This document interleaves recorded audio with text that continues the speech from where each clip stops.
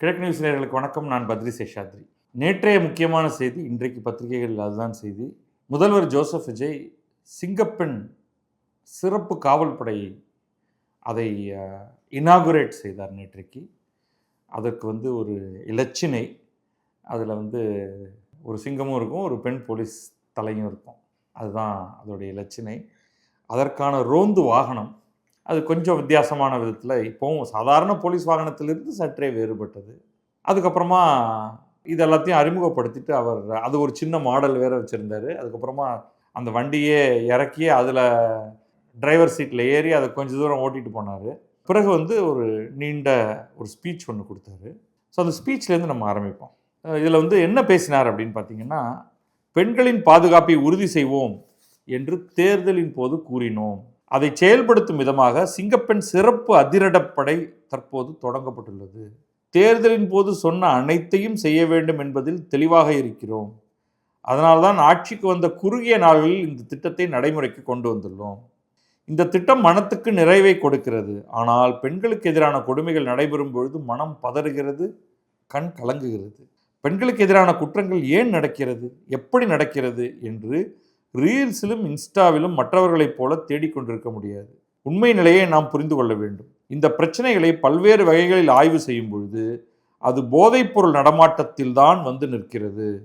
அதை வேரோடு பிடுங்கி எறிய வேண்டும். ஸோ இவருடைய அனாலிசிஸ் பெண்களுக்கு எதிரான குற்றங்கள் எங்கிருந்து ஆரம்பிக்குதுன்னா அது போதை மருந்திலிருந்து ஆரம்பிக்கிறதுன்னு. அது ரொம்ப எளிமைப்படுத்தப்பட்ட ஒரு சூத்திரமாக இருக்கிறது. போதை மருந்து இல்லாமலேயே பெண்களுக்கு எதிரான குற்றங்கள் நடந்து கொண்டு தான் இருந்தது.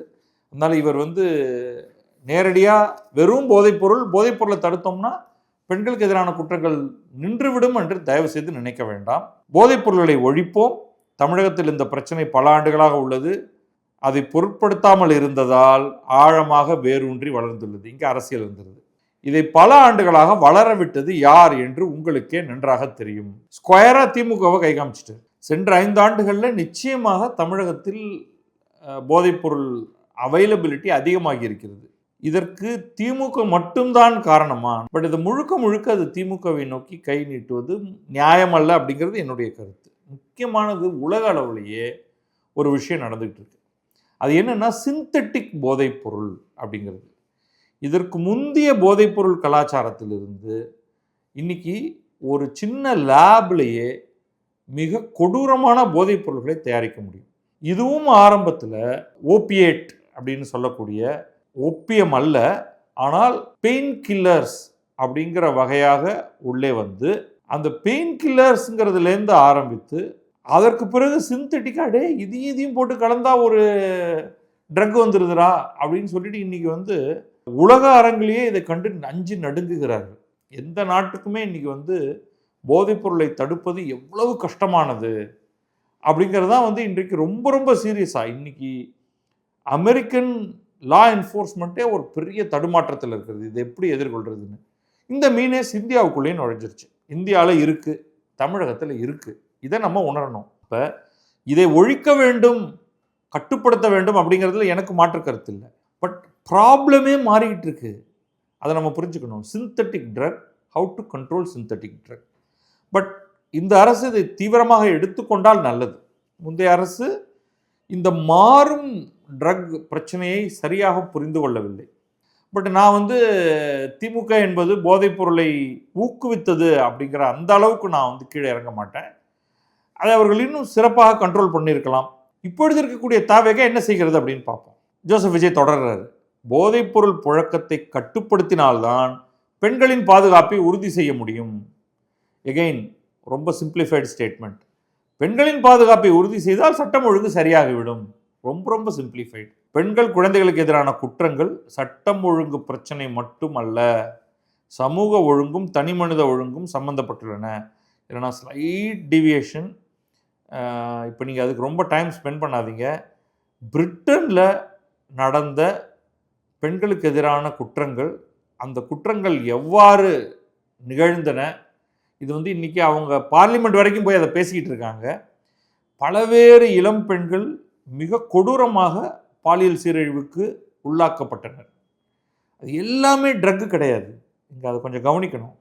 ஆனால் இதை நான் ஏற்றுக்கொள்கிறேன். சமூக ஒழுங்கு, தனி மனித ஒழுங்கு, இதெல்லாம் உடைபடுவதனால்தான் இந்த பிரச்சனைகள் வருகின்றன அப்படிங்கிறத நான் ஏற்றுக்கிறேன். தனிமனித ஒழுங்கு நன்றாக இருந்தால் சமூகம் தன்னால் மாறும்.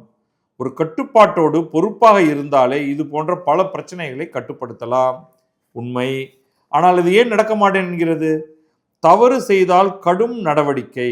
இந்த பார்ட் தான் இங்கே தான் நம்ம வர முடியும். ஓகே, ஸோ பிரச்சனை இருக்குது, சமூகம் மாறணும், தனி மனிதர்கள் மாறணும் அப்படின்னு சொன்னால் போதாது. என்ன நடவடிக்கை எடுப்பீங்க? ஒருவர் தவறு செய்தால் என்ன நடவடிக்கை எடுப்பீர்கள்? பள்ளி, கல்லூரிகள், அலுவலகங்கள், பேருந்து நிலையங்கள், பொது இடங்களில் பெண்கள் அச்சமின்றி இருக்க வேண்டும். பெண்களுக்கு தொந்தரவு செய்துவிட்டு தப்பித்து விடலாம் என்று நினைத்தால் அவர்களுக்கு ஒரு எச்சரிக்கை விடுக்கிறேன். பெண்களுக்கு எதிரான குற்றங்கள் செய்பவர்களை சகித்து கொள்ள மாட்டேன். அவர்களுக்கு உரிய கடுமையான தண்டனை காவல்துறையின் மூலம் விரைவாக பெற்றுத்தரப்படும். தவறு செய்கிறவர்கள் தண்டிக்கப்பட்டால்தான் தவறு செய்ய நினைப்பவர்கள் பயப்படுவார்கள். அப் டு பாயிண்ட் உண்மை. பட் அகெயின் இந்த கிரைம் அண்ட் பனிஷ்மெண்ட், அதோடைய சைக்காலஜி அப்படிங்கிறதுல நிறைய மாற்று கருத்துகளும் இருக்குது. பட் இதை ஓரளவுக்கு இதை ஒரு எளிமையான சூத்திரமாக இப்போதைக்கு எடுத்துக்கொள்வோம். இவருடைய 2-3 பாயிண்ட் பார்ப்போம். ஒன்று, போதை தான் பெண்களுக்கு எதிரான குற்றங்களை ஊக்குவிக்கிறது. ஸோ போதை மருந்துகளை கம்ப்ளீட்டாக அழிக்க வேண்டும். அந்த பாயிண்ட்டை நான் முக்கியமானதாக எடுத்துக்கொள்கிறேன். இப்போ இதற்கான திட்டங்கள், செயல்பாடுகள் அதெல்லாம் எப்படி இருக்க போகிறது அப்படிங்கிறத பார்க்கணும். இது பாயிண்ட் 1.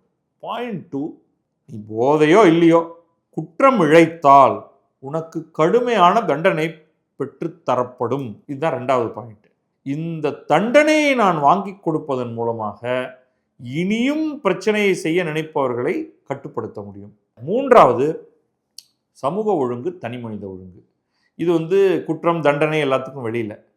ஒரு தனி மனிதன் ஒழுங்காக நடக்க ஆரம்பித்தால் அந்த சமூகம் ஒழுங்காக இருக்கும், பெண்கள் பாதுகாக்கப்படுவார்கள். இப்போ தனி மனிதன் ஏன் மீறுகிறான்? தண்டனை கிடைக்கும் என்று தெரிந்தால் மீறுவானா?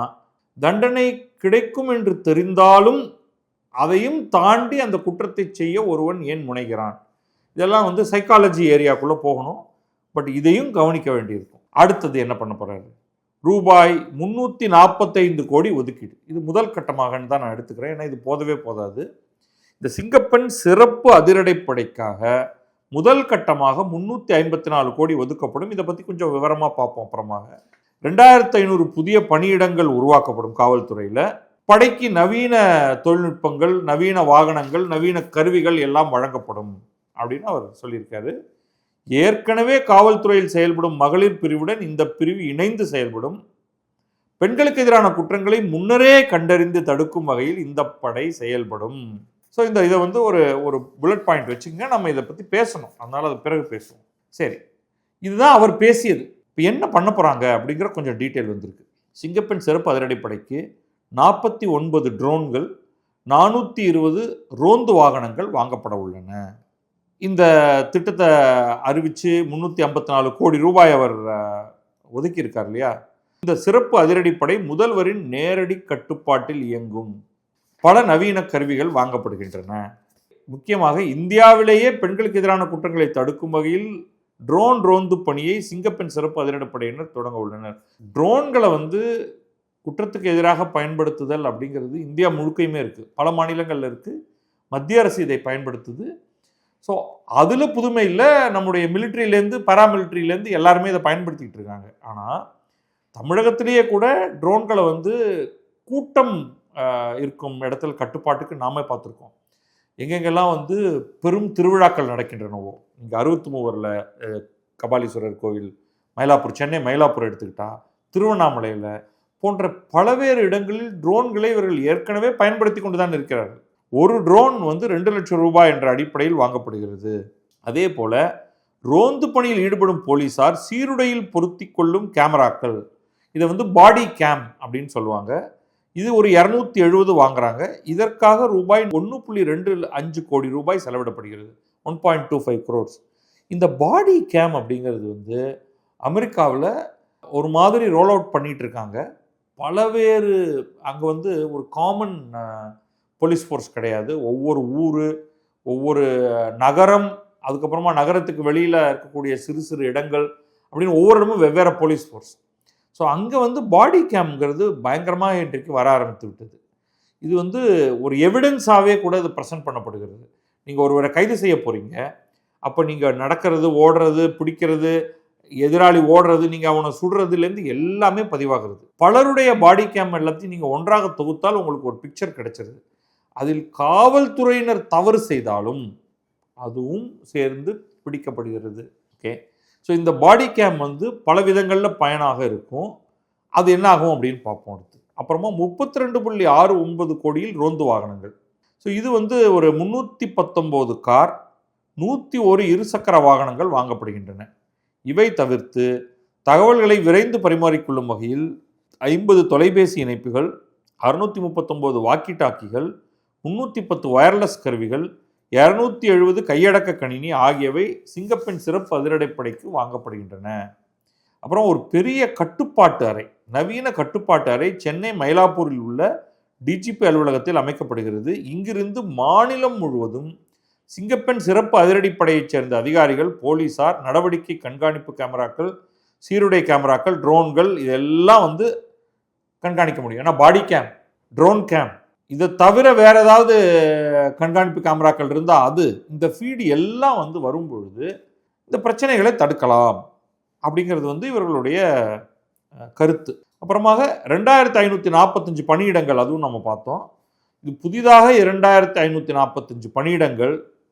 இதில் பெண்கள் மட்டும்தான் இந்த பணிக்கு அமர்த்தப்படுவார்கள். இதில் 49 காவல் ஆய்வாளர்கள், இன்ஸ்பெக்டர், 638 உதவி ஆய்வாளர்கள், சப் இன்ஸ்பெக்டர், 196 இரண்டாம் நிலை காவலர்கள், 1620 போலீசார் உள்ளிட்ட பல பணியிடங்கள் புதிதாக உருவாக்கப்படுகின்றன.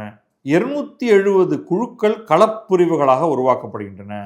முற்றிலும் பெண்களை மட்டும் கொண்ட இந்த பிரிவில் 540 உதவி ஆய்வாளர்கள், 1620 போலீசார் இருப்பார்கள். முதல் கட்டமாக 70 ரோந்து குழுக்கள் உருவாக்கப்பட்டு கண்காணிப்பு மற்றும் குற்றத்தடுப்பு நடவடிக்கையில் ஈடுபட வைக்க திட்டமிடப்பட்டுள்ளது. போலீசார் ரோந்து செல்ல முடியாத பகுதிகளில் ட்ரோன் மூலம் ரோந்து பணியில் ஈடுபட உள்ளனர். இந்த படைக்கு குறிப்பிட்ட காலத்துக்கு பின்னர் வழக்கு பதிவு செய்யும் அதிகாரம் வழங்கப்பட உள்ளது. ஸோ இன்னைக்கு வந்து இந்த குழு, சிங்கப்பெண் அதிரடிப்படை குழுவினால நேரடியாக வழக்கை பதிவு செய்ய முடியாது. அவங்க வந்து குற்றத்தடுப்பு நடவடிக்கை, கண்காணிப்பு நடவடிக்கை இதில் மட்டும்தான் ஈடுபடலாம். கைது செய்து காவல் நிலையத்தில் ஒப்படைத்தால் அதற்கு பிறகு காவல் நிலையத்தில் இருக்கக்கூடிய ஆய்வாளர் அவர் தான் வந்து இன்வெஸ்டிகேஷன் ஆஃபீஸராக மாறி வழக்கு பதிவு செய்தல், எஃப்ஐஆர் பதிவு செய்தல், அதெல்லாம் வந்து இவங்க இந்த புது அதிரடிப்படையினால் இப்பொழுதைக்கு செய்ய முடியாது. அடுத்ததாக அவர்களுக்கு இது கொடுப்பாங்க. இதில் இன்னொரு ரொம்ப முக்கியமான விஷயம் சொல்லியிருக்காங்க. இந்த பணியில் ஈடுபடுபவர்களை வேறு பணிக்கு மாற்ற மாட்டோம். இப்போ தெருவில் வந்து சீஃப் மினிஸ்டர் போகிறாரு, அவர் போகிற வழியிலெல்லாம் ஒரு 50 பேர் சும்மா நின்றுட்டு இருப்பாங்க. ஸோ அதை முதல்ல ரிலீஸ் பண்ணி அவங்கள வந்து க்ரைம் அண்ட் ரெசல்யூஷனுக்குள்ளே இறக்கணும். குற்றம் எங்கேயாவது நடந்திருக்கிறதா, குற்றம் நடக்காமல் இருக்க. இப்போ பாருங்கள், பொதுவாக இந்த குற்றமாக இருந்தாலும், பெண்களுக்கு எதிரான குற்றமாக இருக்கட்டும் அல்லது பொதுமக்களுக்கு எதிரான குற்றமாக இருக்கட்டும், ஒரு தெருவில் காவலர்கள் இருக்கிறார்கள் என்றாலே, ஒரு பகுதியில் காவலர்கள் இருக்கிறார்கள் என்றாலே, இங்கே வேண்டாண்டா இந்த வேலையை என்று பெரும்பாலான 2 பைசா திருடர்கள்லாம் ஓடி போயிடுவாங்க. ஜேப்படி திருடர்கள், இந்த கழுத்திலிருந்து நகை பறிப்பவர்கள், ஏன்னா மாட்டிக்க வேண்டியிருக்கும். யாருமே இல்லாத இடத்தில் குற்றம் செய்வது தான் வந்து எளிது. இப்போ இங்கே வந்து ஏதாவது பண்ணி யாராவது ஒருத்தன் வண்டியில் வந்து நம்மளை பிடிச்சிட்டான்னா அப்படிங்கிறதுனால. ஸோ ரோந்து அப்படிங்கிறது வந்து ரொம்ப முக்கியமாயிடுது. சுற்றிக்கிட்டே இருக்கிறது, இது நம்பர் 1. அடுத்தது குற்றம் நிகழ்ந்து விடுகிறது. நீங்கள் எல்லா குற்றத்தையும் தடுக்க முடியாது. அது வந்து கொலையோ, கொள்ளையோ, திருட்டோ, ஜேப்படியோ அல்லது பெண்களுக்கு எதிரான ஒரு குற்றமோ நிகழ்ந்து விடுகிறது என்றால் எவ்வளவு விரைவில் குற்றவாளியை பிடிக்கிறீர்கள், குற்றவாளிக்கு மேலாக எஃப்ஐஆர் போடுறதுலேருந்து ஆரம்பித்து சார்ஜ் ஷீட் போட்டு அவர்களை எப்படி ப்ராசிக்யூட் பண்ணுகிறீர்கள், நியாயமாக தண்டனை வாங்கி தருகிறீர்கள். இதுதான் அடுத்தது. அந்த நியாயமாக தண்டனை வாங்கி கொடுத்தாலே அது மேலே அப்பீலுக்கெல்லாம் போகும் பொழுது அதெல்லாம் வந்து ஒன்றும் பண்ண முடியாது. இந்த தண்டனை உறுதிப்படும், அவர் சிறையில் காலம் செலுத்த வேண்டியிருக்கும். இதை ஒழுங்காக செய்யாதது தான் நமக்கு பிரச்சனையே. எத்தனையோ வழக்குகளில் உங்களுக்கு நடவடிக்கையே இருக்காது, என்ன நடந்ததுன்றே தெரியாது. அப்புறமா கடைசியாக அது ஃபிசில் அவுட் ஆகிடும். கொலையில் நீங்கள் செய்ய வேண்டிய வேலையை ஒழுங்காக செய்யுங்க. இப்போ பெண்களுக்கு எதிரான குற்றம் அப்படின்னா நீங்கள் முதல்ல செய்ய வேண்டியது, இப்போ அவர் நேற்றுக்கு வந்து ஒரு ஏஐயில் வந்து ஒரு படமெல்லாம் போட்டு காமிச்சாங்க. அந்த படம் ரொம்ப அந்த டாக்கியாக அது ஒரு சினிமா படத்தோட மோசமாக இருந்தது. ஒரு பெண் தனியாக போயிட்டு இருக்காங்க, திடீர்னு 3 பேர் கையில் கட்டிட்டு அப்படியே பின்தொடர்ந்து வராங்க. உடனே ஊயின்ட்டு ஏதோ வந்து அந்த பொண்ணை போய் மிரட்டுறாங்க. சர்ன்னு ஒரு ஜீப் வந்து நிற்குது. அதுலேருந்து ஒரு பெண், என்ன நடந்துக்கிட்டு இருக்கீங்க அப்படின்ட்டு ஒரு பெண் காவலர் குதிக்கிறாரு.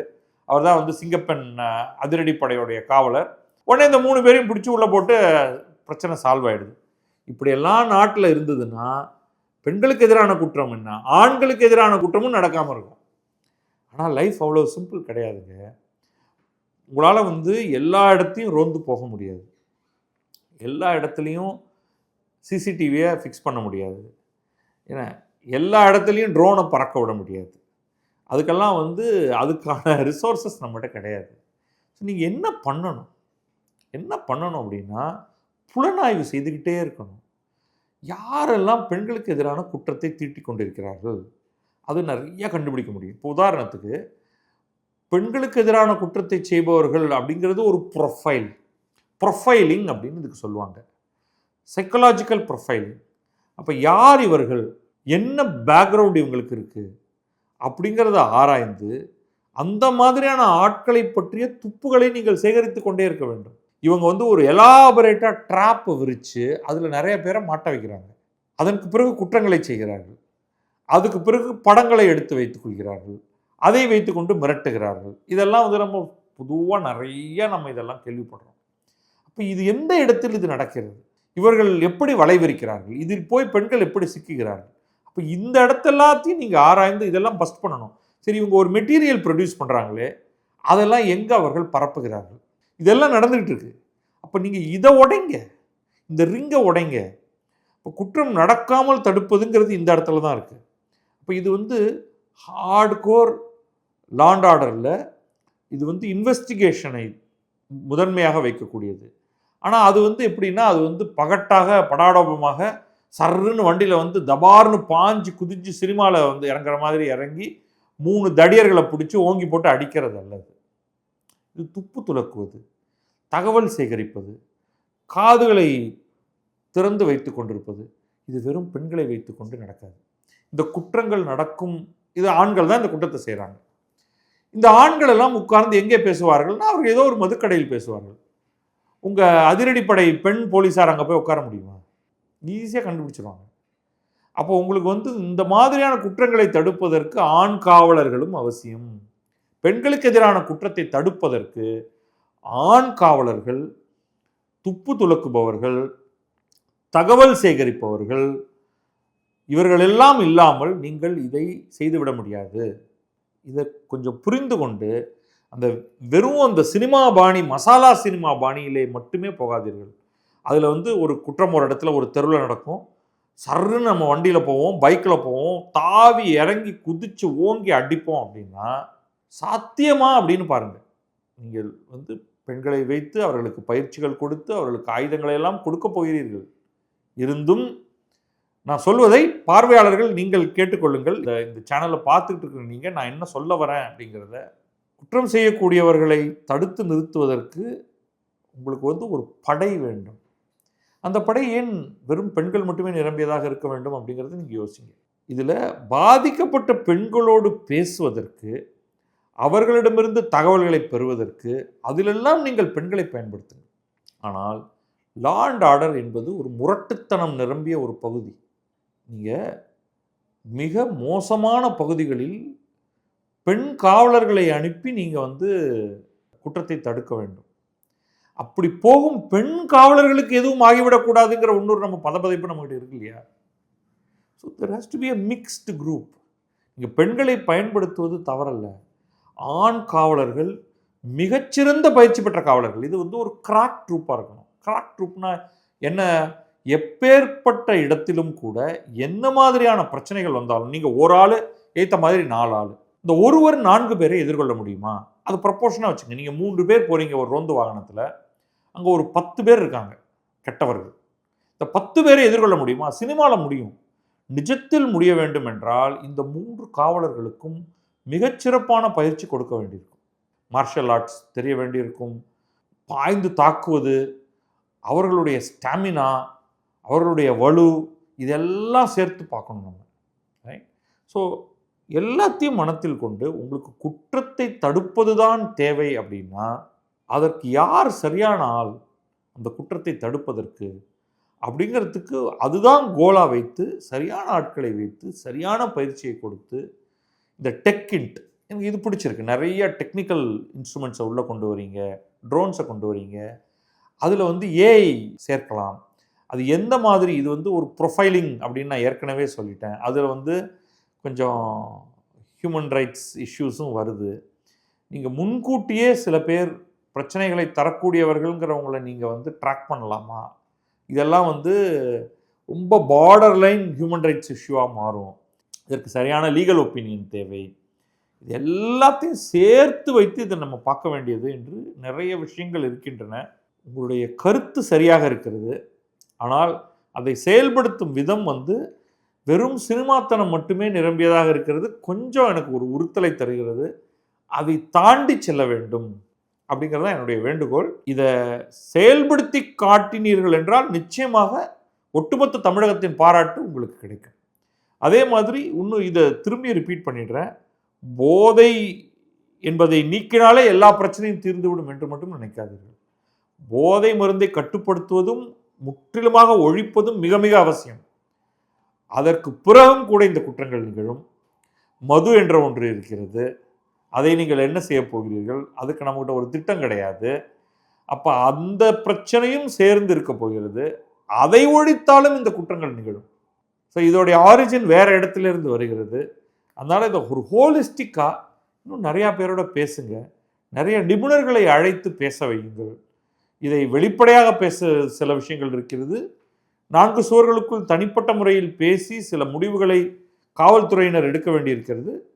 பட் ஒரு தேர்தல் அறிவிப்பு, ஒரு தேர்தல் அறிக்கையில் சொல்லப்பட்ட ஒரு வாக்குறுதி, அதை செய்து காட்டியிருக்கிறேன் என்ற விதத்திலே இதை செய்திருப்பதை வரவேற்கிறேன், பாராட்டுகிறேன். அடுத்தடுத்த நாட்களில் என்ன செய்கிறீர்கள் என்பதை பார்ப்போம். ஆனால் தொடர்ந்து இந்த விமர்சன பார்வையோடு தான் நாங்கள் இதை எப்பவுமே அணுகப் போகிறோம். நன்றி, வணக்கம். நான் பத்ரி சேஷாத்ரி. இது கிழக்கு நியூஸ்.